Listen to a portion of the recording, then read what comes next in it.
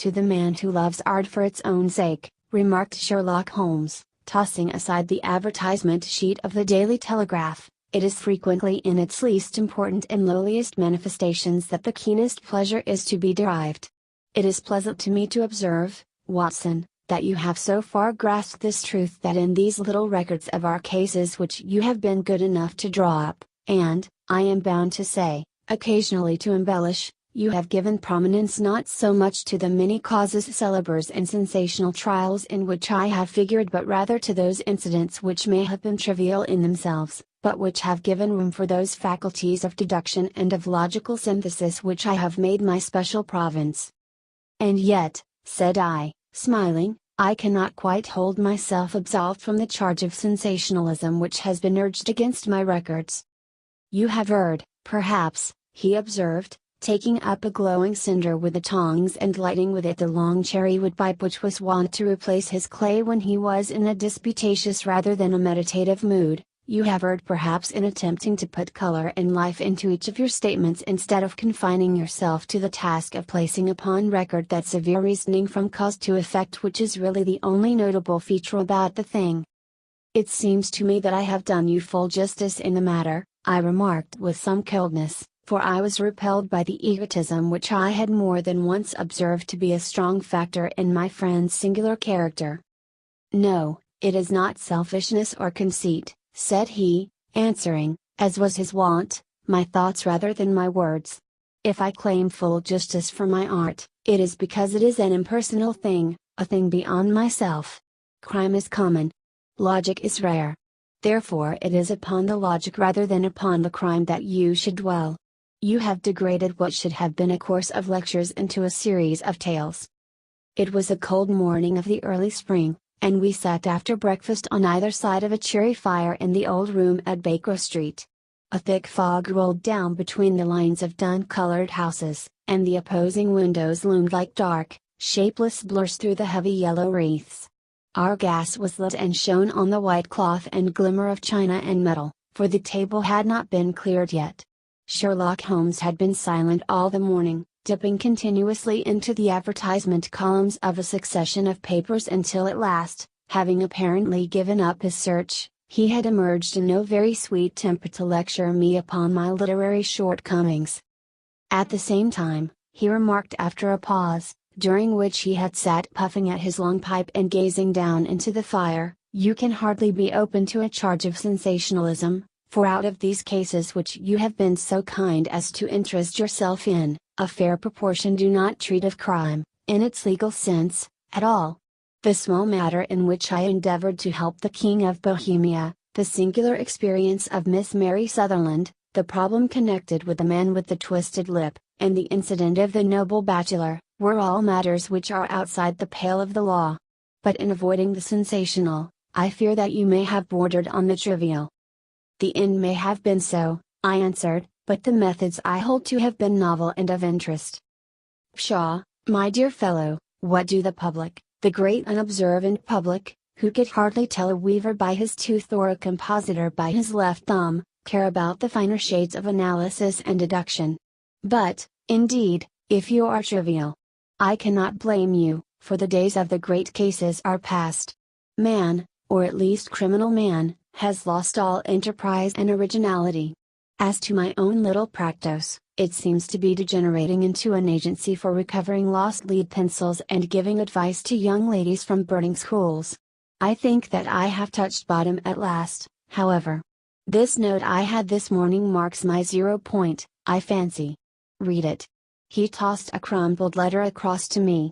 It was dated from Montague Place upon the preceding evening, and ran thus: "Dear Mr. Holmes: I am very anxious to consult you as to whether I should or should not accept a situation which has been offered to me as governess.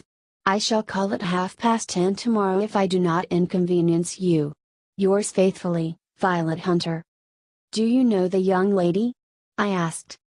"Not I." "It is 10:30 now." "Yes, and I have no doubt that is her ring. It may turn out to be of more interest than you think. You remember that the affair of the blue carbuncle, which appeared to be a mere whim at first, developed into a serious investigation. It may be so in this case, Also. Well, let us hope so. But our doubts will very soon be solved, for here, unless I am much mistaken, is the person in question." As he spoke, the door opened and a young lady entered the room. She was plainly but neatly dressed, with a bright, quick face, freckled like a plover's egg, and with the brisk manner of a woman who has had her own way to make in the world.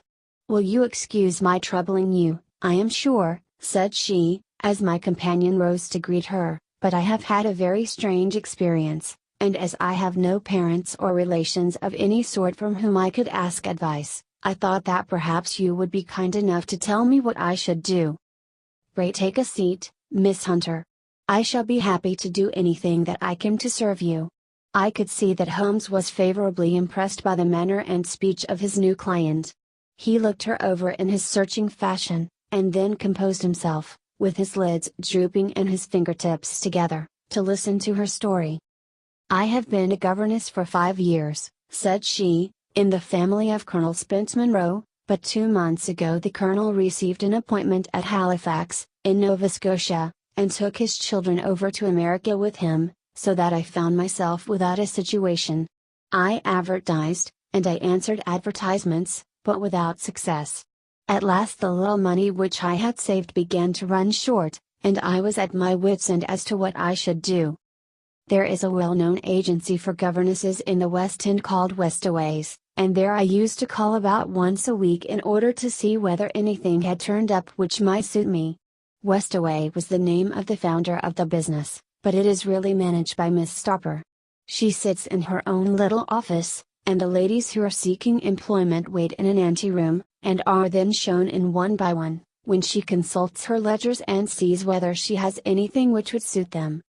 Well, when I called last week I was shown into the little office as usual, but I found that Miss Stopper was not alone. A prodigiously stout man with a very smiling face and a great heavy chin which rolled down in fold upon fold over his throat sat at her elbow with a pair of glasses on his nose, looking very earnestly at the ladies who entered. As I came in he gave quite a jump in his chair and turned quickly to Miss Stopper. "That will do," said he, "I could not ask for anything better. Capital! Capital!" He seemed quite enthusiastic and rubbed his hands together in the most genial fashion. He was such a comfortable looking man that it was quite a pleasure to look at him. "You are looking for a situation, miss?" he asked. "Yes, sir." "As governess?" "Yes, sir." "And what salary do you ask?" "I had £4 a month in my last place with Colonel Spence Monroe." "Oh, tut, tut! Sweating, rank sweating!" he cried, throwing his fat hands out into the air like a man who is in a boiling passion. "How could anyone offer so pitiful a sum to a lady with such attractions and accomplishments?" "My accomplishments, sir, may be less than you imagine," said I. "A little French, a little German, music, and drawing dash." "Tut, tut!" he cried. "This is all quite beside the question. The point is, have you or have you not the bearing and deportment of a lady? There it is in a nutshell. If you have not, you are not fined for the rearing of a child who may some day play a considerable part in the history of the country. But if you have, why, then, how could any gentleman ask you to condescend to accept anything under the 3 figures? Your salary with me, madam, would commence at £100 a year. You may imagine, Mr. Holmes, that to me, destitute as I was, such an offer seemed almost too good to be true. The gentleman, however, seeing perhaps the look of incredulity upon my face, opened a pocketbook and took out a note. "It is also my custom," said he, smiling in the most pleasant fashion until his eyes were just 2 little shining slits amid the white creases of his face, "to advance to my young ladies half their salary beforehand, so that they may meet any little expenses of their journey and their wardrobe." It seemed to me that I had never met so fascinating and so thoughtful a man. As I was already in debt to my tradesmen, the advance was a great convenience, and yet there was something unnatural about the whole transaction which made me wish to know a little more before I quite committed myself. "May I ask where you live, sir?" said I. "Hampshire. Charming rural place. The Copper Beeches, 5 miles on the far side of Winchester. It is the most lovely country, my dear young lady, and the dearest old country house. And my duties, sir? I should be glad to know what they would be. One child, one dear little romper just 6 years old. Oh, if you could see him killing cockroaches with a slipper. Smack. Smack. Smack. 3 gone before you could fault wink. He leaned back in his chair and laughed his eyes into his head again. I was a little startled at the nature of the child's amusement, but the father's laughter made me think that perhaps he was joking. My sole duties, then, I asked, are to take charge of a single child? No, no, not the sole, not the sole, my dear young lady, he cried. Your duty would be, as I am sure your good sense would suggest, to obey any little commands my wife might give, provided always that they were such commands as a lady might with propriety obey. You see no difficulty, hey? I should be happy to make myself useful. Quite so. In dress now, for example. We are fatty people, you know, fatty but kind-hearted. If you were asked to wear any dress which we might give you, you would not object to our little whim. Hey? No, said I, considerably astonished at his words. Or to sit here, or sit there, that would not be offensive to you? Oh, no. Or to cut your hair quite short before you come to us? I could hardly believe my ears. As you may observe, Mr. Holmes, my hair is somewhat luxuriant, and of a rather peculiar tint of chestnut. It has been considered artistic. I could not dream of sacrificing it in this offhand fashion. I am afraid that is quite impossible, said I. He had been watching me eagerly out of his small eyes, and I could see a shadow pass over his face as I spoke. I am afraid that it is quite essential, said he. It is a little fancy of my wife's, and ladies' fancies, you know, madam, ladies' fancies must be consulted. And so you won't cut your hair? No, sir, I really could not, I answered firmly. Ah, very well, then that quite settles the matter. It is a pity, because in other respects you would really have done very nicely. In that case, Miss Stopper, I had best inspect a few more of your young ladies. The manageress had sat all this while busy with her papers without a word to either of us, but she glanced at me now with so much annoyance upon her face that I could not help suspecting that she had lost a handsome commission through my refusal. Do you desire your name to be kept upon the books? She asked. If you please, Miss Stopper.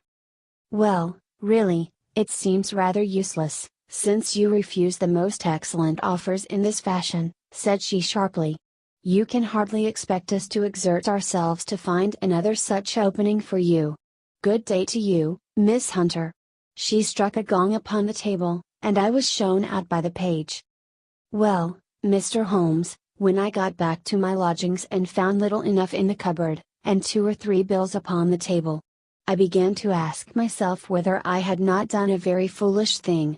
After all, if these people had strange fads and expected obedience on the most extraordinary matters, they were at least ready to pay for their eccentricity.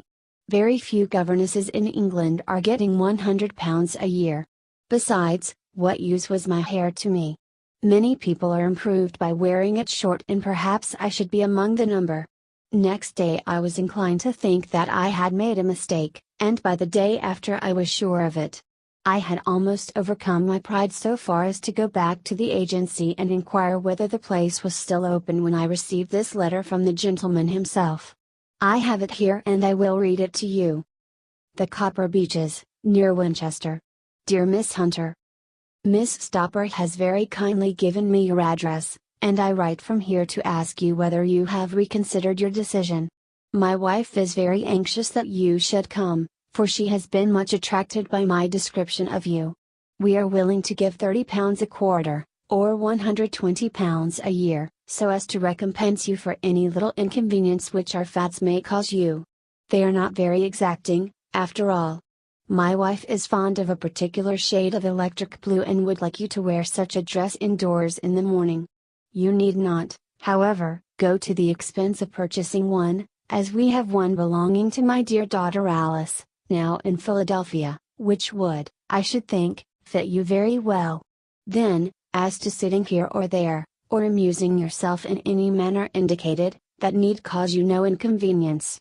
As regards your hair, it is no doubt a pity, especially as I could not help remarking its beauty during our short interview, but I am afraid that I must remain firm upon this point, and I only hope that the increased salary may recompense you for the loss. Your duties, as far as the child is concerned, are very light. Now do try to come, and I shall meet you with the dog cart at Winchester. Let me know your train. Yours faithfully, Jethro Ruxel. That is the letter which I have just received, Mr. Holmes, and my mind is made up that I will accept it. I thought, however, that before taking the final step I should like to submit the whole matter to your consideration. Well, Miss Hunter, if your mind is made up, that settles the question, said Holmes, smiling. But you would not advise me to refuse? I confess that it is not the situation which I should like to see a sister of mine apply for.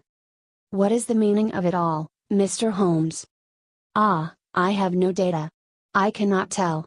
Perhaps you have yourself formed some opinion? Well, there seems to me to be only one possible solution. Mr. Ruxel seemed to be a very kind, good-natured man. Is it not possible that his wife is a lunatic, that he desires to keep the matter quiet for fear she should be taken to an asylum, and that he humors her fancies in every way in order to prevent an outbreak? That is a possible solution. In fact, as matters stand, it is the most probable one. But in any case it does not seem to be a nice household for a young lady. But the money, Mr. Holmes, the money. Well, yes, of course the pay is good, too good. That is what makes me uneasy. Why should they give you £120 a year, when they could have their pick for £40? There must be some strong reason behind. I thought that if I told you the circumstances you would understand afterwards if I wanted your help. I should feel so much stronger if I felt that you were at the back of me. Oh, you may carry that feeling away with you. I assure you that your little problem promises to be the most interesting which has come my way for some months. There is something distinctly novel about some of the features. If you should find yourself in doubt or in danger. Danger? What danger do you foresee? Holmes shook his head gravely. It would cease to be a danger if we could define it, said he. But at any time, day or night, a telegram would bring me down to your help. That is enough. She rose briskly from her chair with the anxiety all swept from her face. I shall go down to Hampshire quite easy in my mind now. I shall write to Mr. Ruxel at once, sacrifice my poor hair tonight, and start for Winchester tomorrow. With a few grateful words to Holmes she bade us both good night and bustled off upon her way. At least, said I as we heard her quick, firm steps descending the stairs, she seems to be a young lady who is very well able to take care of herself. And she would need to be, said Holmes gravely. I am much mistaken if we do not hear from her before many days are past. It was not very long before my friend's prediction was fulfilled. A fortnight went by, during which I frequently found my thoughts turning in her direction and wondering what strange side alley of human experience this lonely woman had strayed into. The unusual salary, the curious conditions, the light duties, all pointed to something abnormal, though whether a fat or a plot, or whether the man were a philanthropist or a villain, it was quite beyond my powers to determine.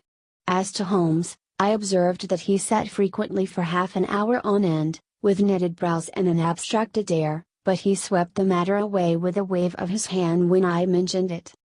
Data. Data. Data. He cried impatiently. I can't make bricks without clay. And yet he would always wind up by muttering that no sister of his should ever have accepted such a situation.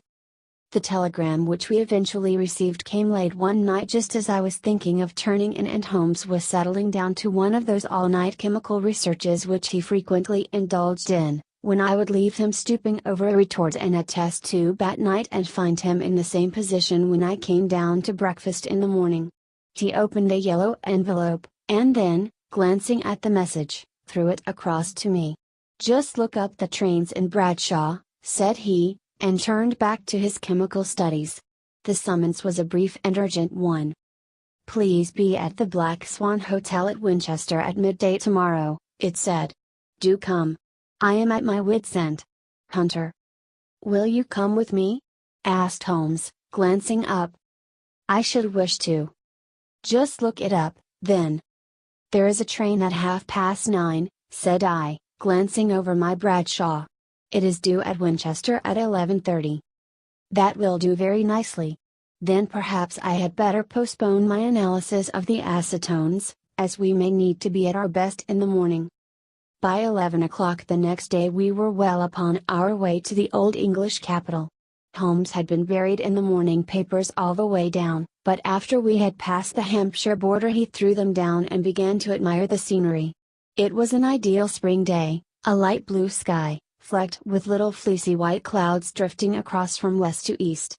The sun was shining very brightly, and yet there was an exhilarating nip in the air, which set an edge to a man's energy. All over the countryside, away to the rolling hills around Aldershot, the little red and grey roofs of the farmsteadings peep out from amid the light green of the new foliage. Are they not fresh and beautiful? I cried with all the enthusiasm of a man fresh from the fogs of Baker Street.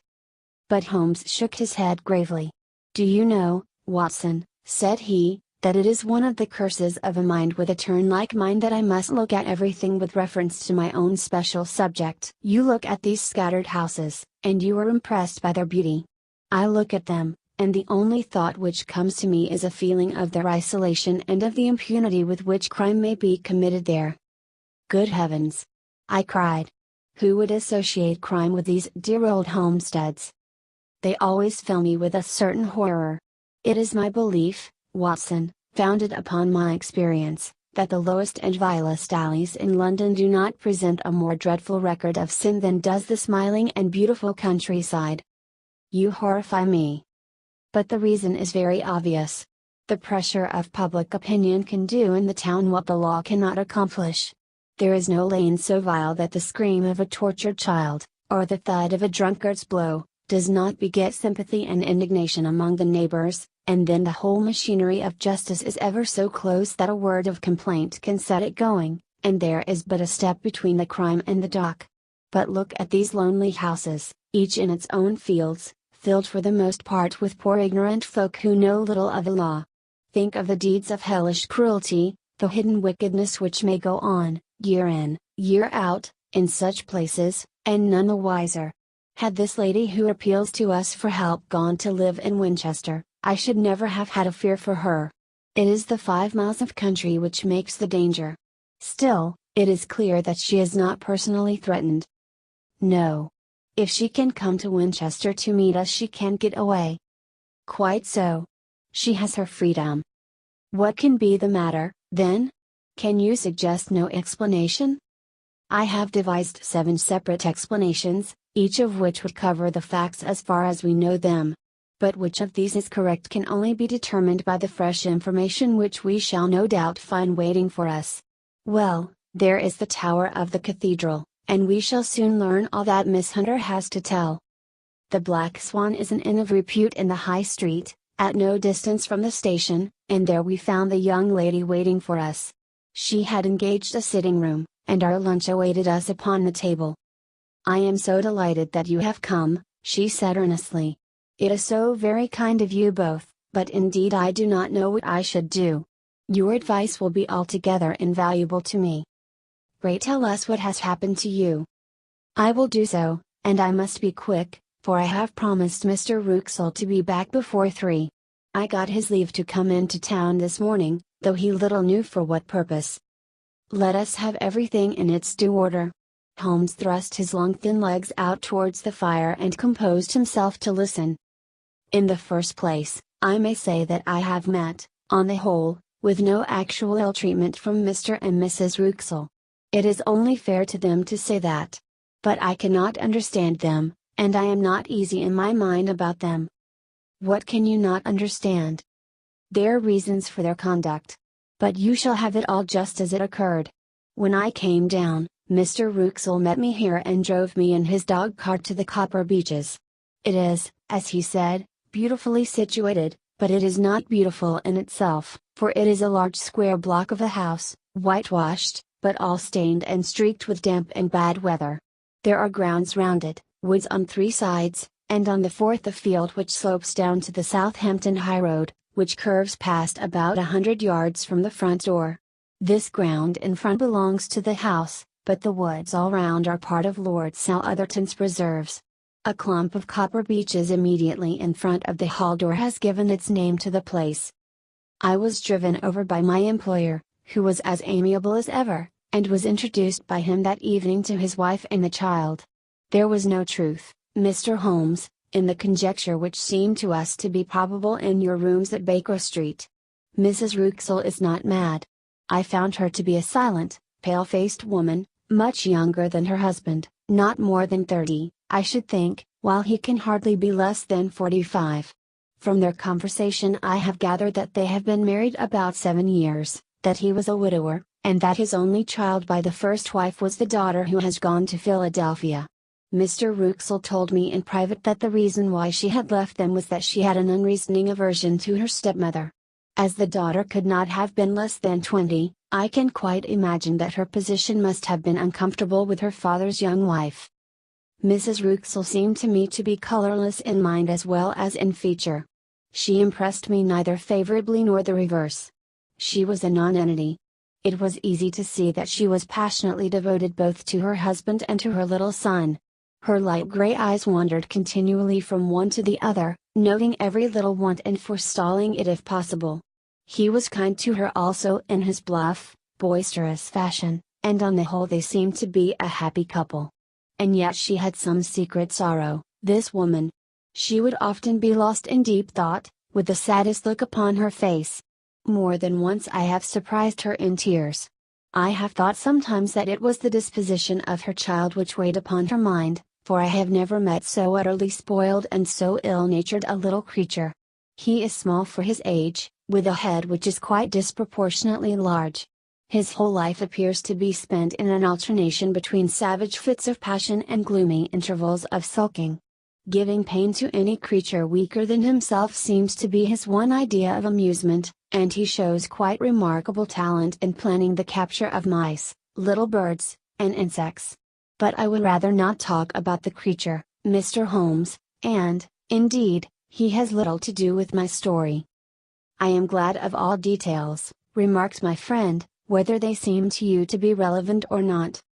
I shall try not to miss anything of importance. The one unpleasant thing about the house, which struck me at once, was the appearance and conduct of the servants. There are only 2, a man and his wife.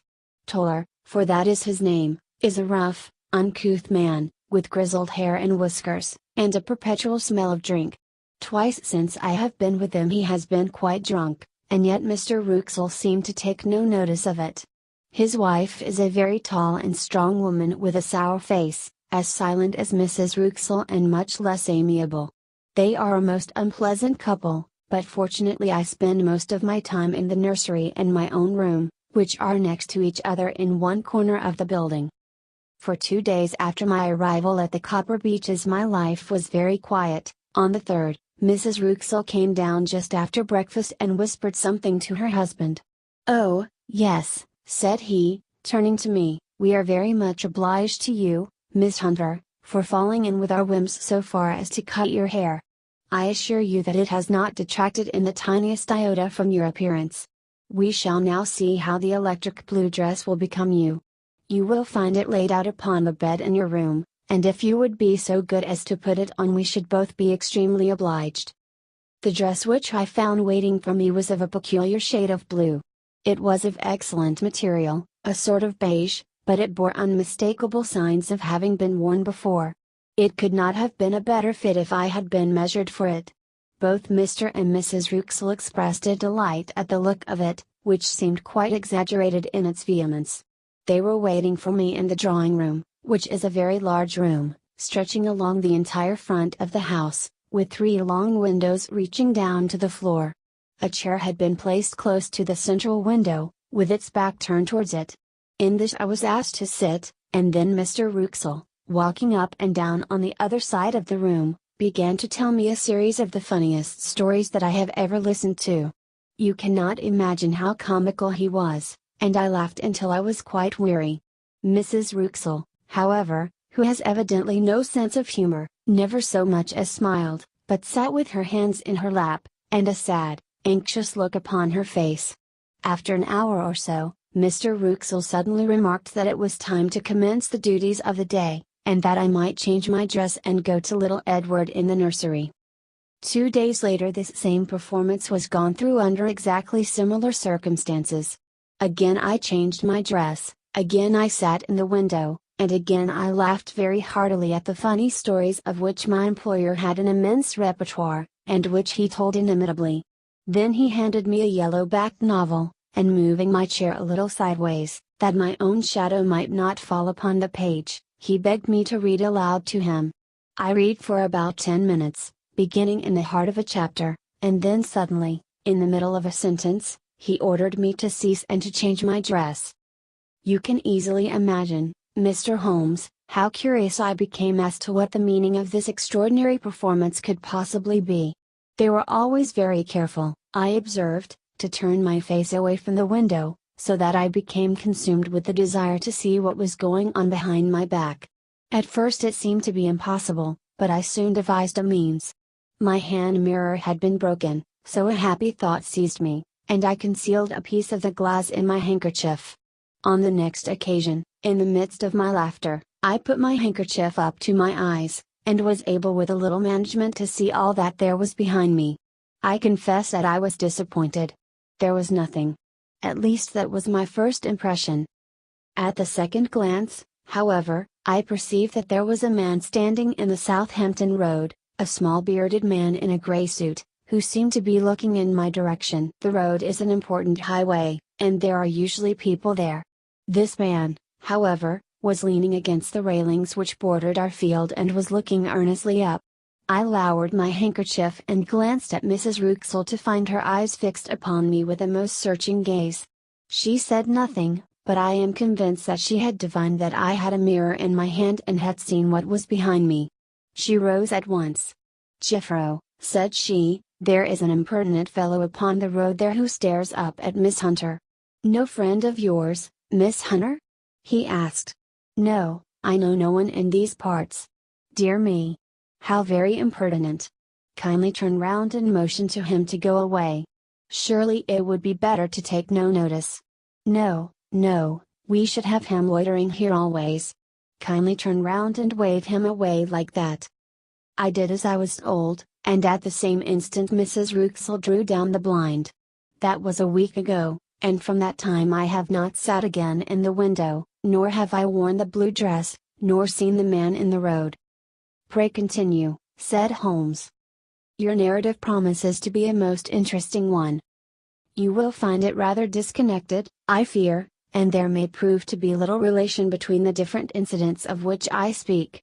On the very first day that I was at the Copper Beeches, Mr. Ruxel took me to a small outhouse which stands near the kitchen door. As we approached it I heard the sharp rattling of a chain, and the sound as of a large animal moving about. "Look in here," said Mr. Ruxel, showing me a slit between two planks. "Is he not a beauty?" I looked through and was conscious of two glowing eyes, and of a vague figure huddled up in the darkness. "Don't be frightened," said my employer, laughing at the start which I had given. "It's only Carlo, my mastiff. I call him mine, but really old Toller, my groom, is the only man who can do anything with him. We feed him once a day, and not too much then, so that he is always as keen as mustard. Toller lets him loose every night, and God help the trespasser whom he lays his fangs upon. For goodness sake don't you ever on any pretext set your foot over the threshold at night, for it's as much as your life is worth." The warning was no idle one, for 2 nights later I happened to look out of my bedroom window about 2 o'clock in the morning. It was a beautiful moonlight night, and the lawn in front of the house was silvered over and almost as bright as day. I was standing, wrapped in the peaceful beauty of the scene, when I was aware that something was moving under the shadow of the Copper Beeches. As it emerged into the moonshine I saw what it was. It was a giant dog, as large as a calf, tawny tinted, with hanging jowl, black muzzle, and huge projecting bones. It walked slowly across the lawn and vanished into the shadow upon the other side. That dreadful sentinel sent a chill to my heart which I do not think that any burglar could have done. And now I have a very strange experience to tell you. I had, as you know, cut off my hair in London, and I had placed it in a great coil at the bottom of my trunk. One evening, after the child was in bed, I began to amuse myself by examining the furniture of my room and by rearranging my own little things. There was an old chest of drawers in the room, the two upper ones empty and open, the lower one locked. I had filled the first two with my linen.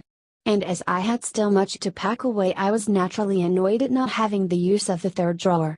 It struck me that it might have been fastened by a mere oversight, so I took out my bunch of keys and tried to open it. The very first key fitted to perfection, and I drew the drawer open. There was only one thing in it, but I am sure that you would never guess what it was. It was my coil of hair. I took it up and examined it. It was of the same peculiar tint, and the same thickness. But then the impossibility of the thing obtruded itself upon me. How could my hair have been locked in the drawer? With trembling hands I undid my trunk, turned out the contents, and drew from the bottom my own hair. I laid the two dresses together, and I assure you that they were identical. Was it not extraordinary? Puzzle as I would, I could make nothing at all of what it meant. I returned the strange hair to the drawer, and I said nothing of the matter to the Rouxels, as I felt that I had put myself in the wrong by opening a drawer which they had locked. I am nationally observant, as you may have remarked, Mr. Holmes, and I soon had a pretty good plan of the whole house in my head. There was one wing, however, which appeared not to be inhabited at all. A door which faced that which led into the quarters of the Tullers opened into this suite, but it was invariably locked. One day, however, as I ascended the stair, I met Mr. Rouxel coming out through this door, his keys in his hand, and a look on his face which made him a very different person to the round, jovial man to whom I was accustomed. His cheeks were red, his brow was all crinkled with anger, and the veins stood out at his temples with passion. He locked the door and hurried past me without a word or a look. This aroused my curiosity, so when I went out for a walk in the grounds with my charge, I strolled round to the side from which I could see the windows of this part of the house. There were 4 of them in a row, 3 of which were simply dirty, while the 4th was shuttered up. They were evidently all deserted. As I strolled up and down, glancing at them occasionally, Mr. Rouxel came out to me, looking as merry and jovial as ever. "Ah!" said he, "you must not think me rude if I passed you without a word, my dear young lady. I was preoccupied with business matters." I assured him that I was not offended. "By the way," said I, "you seem to have quite a suite of spare rooms up there, and one of them has the shutters up." He looked surprised and, as it seemed to me, a little startled at my remark. "Photography is one of my hobbies," said he. "I have made my dark room up there. But, dear me! What an observant young lady we have come upon! Who would have believed it? Who would have ever believed it?" He spoke in a jesting tone, but there was no jest in his eyes as he looked at me. I read suspicion there and annoyance, but no jest. "Well, Mr. Holmes, from the moment that I understood that there was something about that suite of rooms which I was not to know, I was all on fire to go over them. It was not mere curiosity, though I have my share of that. It was more a feeling of duty, a feeling that some good might come from my penetrating to this place. They talk of woman's instinct, perhaps it was woman's instinct which gave me the feeling. At any rate, it was there, and I was keenly on the lookout for any chance to pass the forbidden door. It was only yesterday that the chance came. I may tell you that, besides Mr. Rouxel, both Toller and his wife find something to do in these deserted rooms, and I once saw him carrying a large black linen bag with him through the door. Recently he has been drinking hard, and yesterday evening he was very drunk, and when I came upstairs there was the key in the door. I have no doubt at all that he had left it there. Mr. and Mrs. Rouxel were both downstairs, and the child was with them, so that I had an admirable opportunity. I turned the key gently in the lock, opened the door, and slipped through. There was a little passage in front of me, unpapered and uncarpeted, which turned at a right angle at the farther end. Round this corner were 3 doors in a line, the first and third of which were open. They each led into an empty room, dusty and cheerless, with 2 windows in the one and one in the other, so thick with dirt that the evening light glimmered dimly through them. The center door was closed, and across the outside of it had been fastened one of the board bars of an iron bed, padlocked at one end to a ring in the wall, and fastened at the other with stout cord. The door itself was locked as well, and the key was not there. This barricaded door corresponded clearly with a shuttered window outside, and yet I could see by the glimmer from beneath it that the room was not in darkness. Evidently there was a skylight which let in light from above. As I stood in the passage gazing at the sinister door and wondering what secret it might veil, I suddenly heard the sound of steps within the room and saw a shadow pass backward and forward against the little slit of dim light which shone out from under the door. A mad, unreasoning terror rose up in me at the sight, Mr. Holmes. My overstrung nerves failed me suddenly, and I turned and ran as though some dreadful hand were behind me clutching at the skirt of my dress. I rushed down the passage, through the door, and straight into the arms of Mr. Wraxall, who was waiting outside. "So," said he, smiling, "it was you, then. I thought that it must be when I saw the door open." "Oh, I am so frightened," I panted. My dear young lady!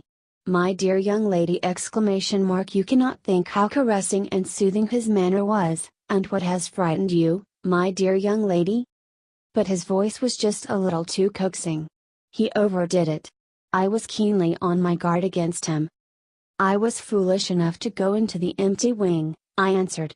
"But it is so lonely and eerie in this dim light that I was frightened and ran out again. Oh, it is so dreadfully still in there." "Only that?" said he, looking at me keenly. "Why, what did you think?" I asked. "Why do you think that I locked this door?" "I am sure that I do not know." "It is to keep people out who have no business there. Did you see?" He was still smiling in the most amiable manner. "I am sure if I had known." "Well, then, you know now. And if you ever put your foot over that threshold again," here in an instant the smile hardened into a grin of rage, and he glared down at me with the face of a demon, "I'll throw you to the mastiff." I was so terrified that I do not know what I did. I suppose that I must have rushed past him into my room. I remember nothing until I found myself lying on my bed trembling all over. Then I thought of you, Mr. Holmes. I could not live there longer without some advice.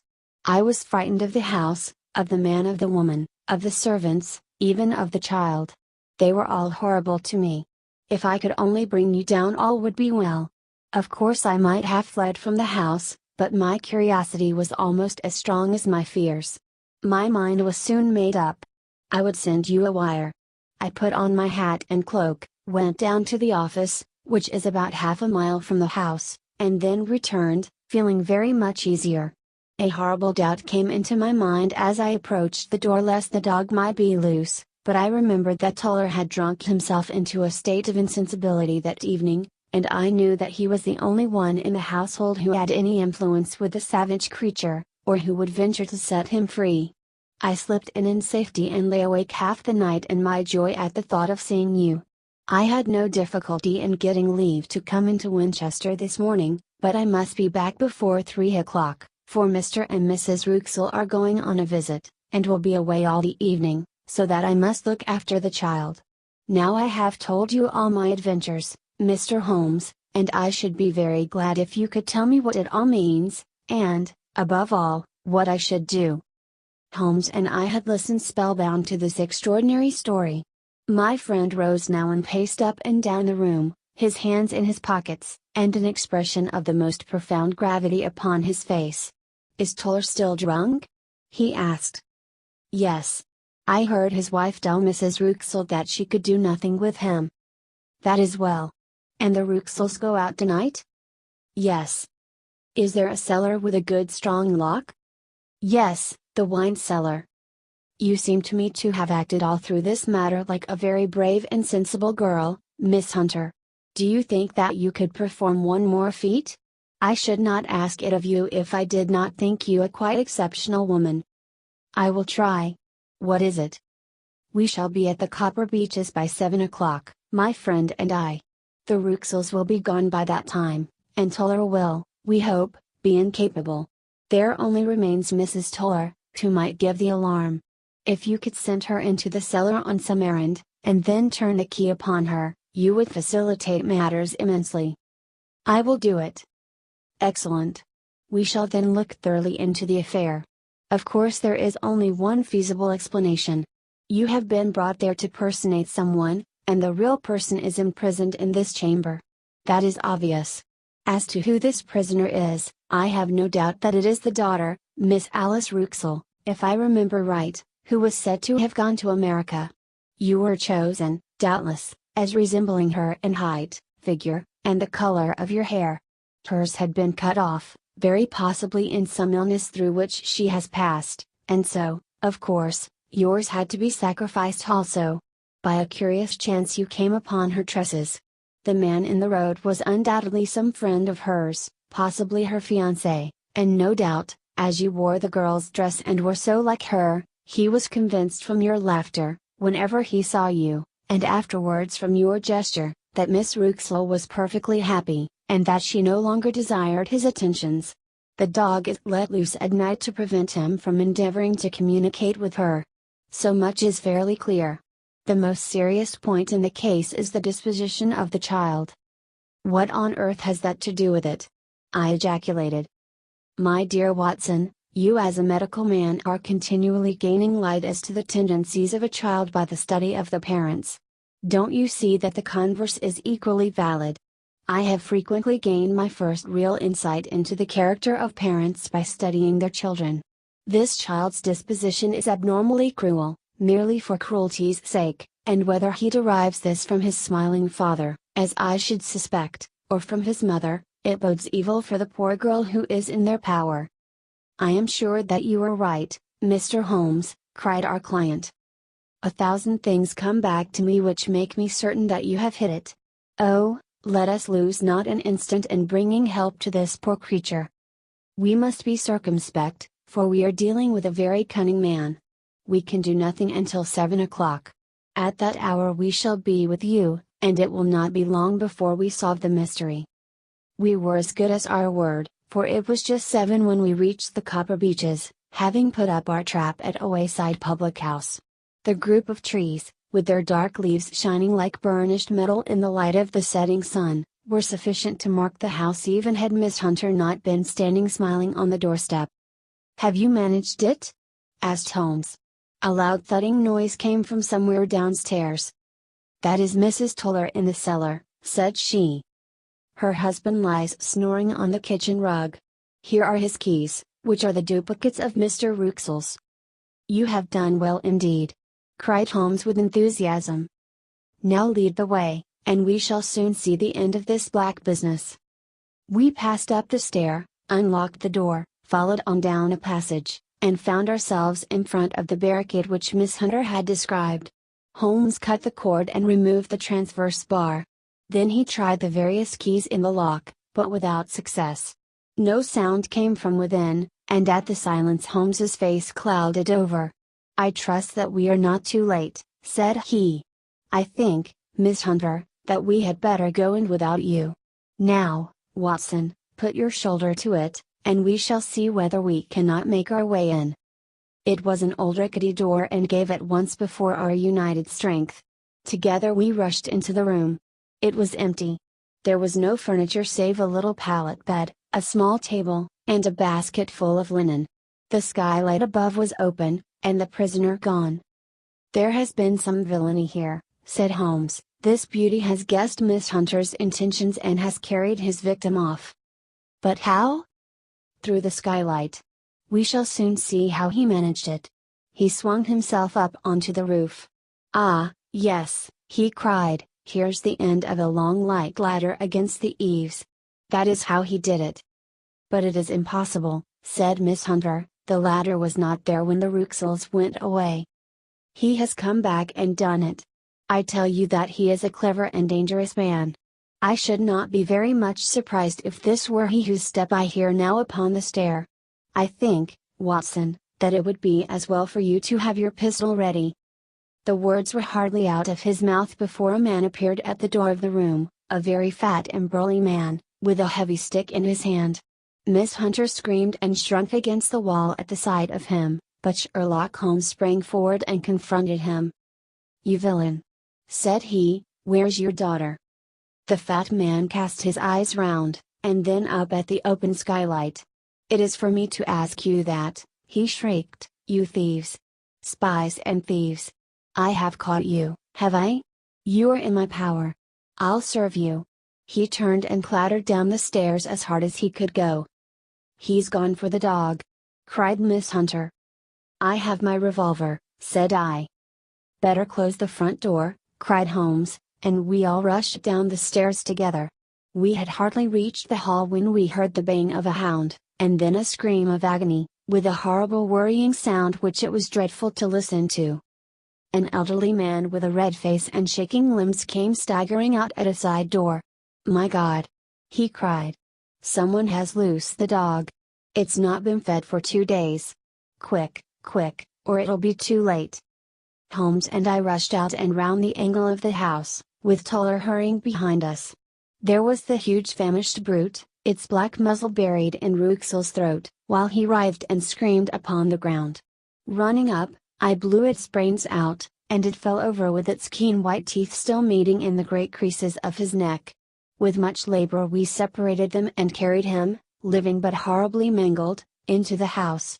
We laid him upon the drawing-room sofa, and having dispatched the sobered Toller to bear the news to his wife, I did what I could to relieve his pain. We were all assembled round him when the door opened, and a tall, gaunt woman entered the room. "Mrs. Toller!" cried Miss Hunter. "Yes, miss. Mr. Ruxel let me out when he came back before he went up to you. Ah, miss, it is a pity you didn't let me know what you were planning, for I would have told you that your pains were wasted." "Ha!" said Holmes, looking keenly at her. "It is clear that Mrs. Toller knows more about this matter than anyone else." "Yes, sir, I do, and I am ready enough to tell what I know."